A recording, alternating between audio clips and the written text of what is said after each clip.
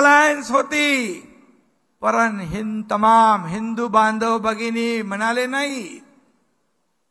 परंतु आज पण शिवसेनेच्या मेळाव्यामध्ये वर्धापन दिनामध्ये तमाम हिंदू बांधव भगिनी मातानं बोलण्याचं धाडस त्यांनी केलं नाही.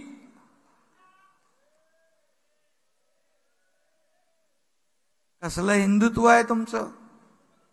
कुठं गेलं हिंदुत्व? अरे बाळासाहेबांचं नाव घेण्याचा अधिकार देखील तुम्हाला राहिलेला नाही. बाळासाहेबांचा फोटो लावून तुम्हाला मत मागण्याचा देखील नैतिक अधिकार राहिलेला नाही.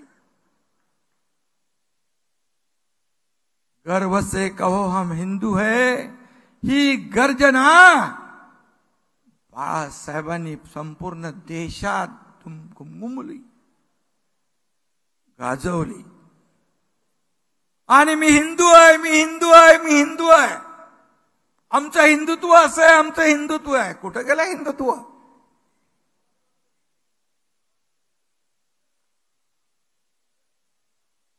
आणि म्हणून धनुष्यबाण पेलण्याची हिम्मत आणि ताकद मनगटात लागते.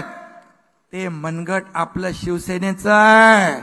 आणि म्हणून धनुष्यबाणाला मतदान लोकांनी केलं.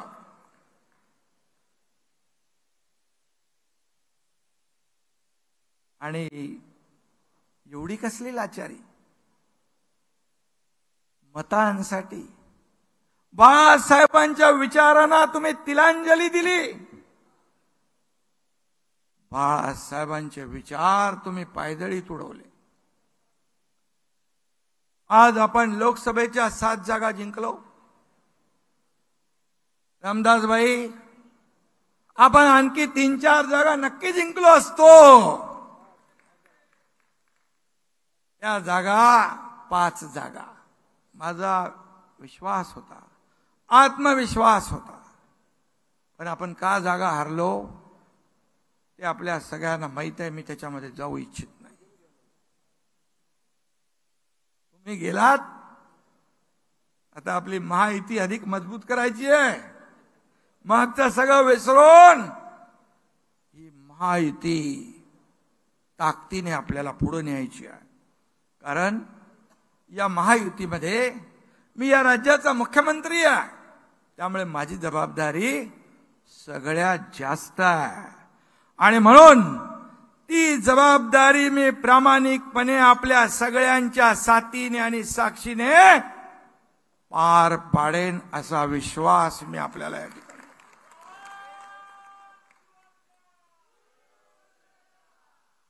या सर्व वावटळीमध्ये, या एकंदर राजकीय परिस्थितीमध्ये शिवसेनेचा मूळ जो आधार आहे, जो मतदार आहे, तो शिफ्ट झाला नाही. तो दुसरीकडे गेला नाही. तो आपल्याकडे वळला, धनुष्य बाणाकडे वळला. याचं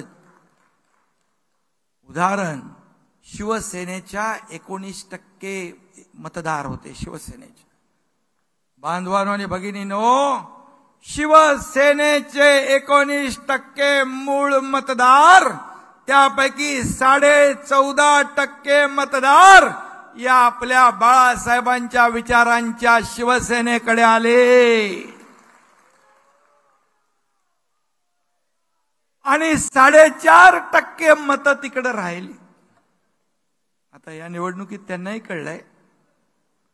आणि मग इतर मतं कशी आली, कुठून आली, कसे उमेदवार जिंकले, हे तमाम महाराष्ट्राला माहित आहे. आणि म्हणून मी एवढंच सांगतो, ही तात्पुरती आलेली सूज आहे. सूज येते ना, सूज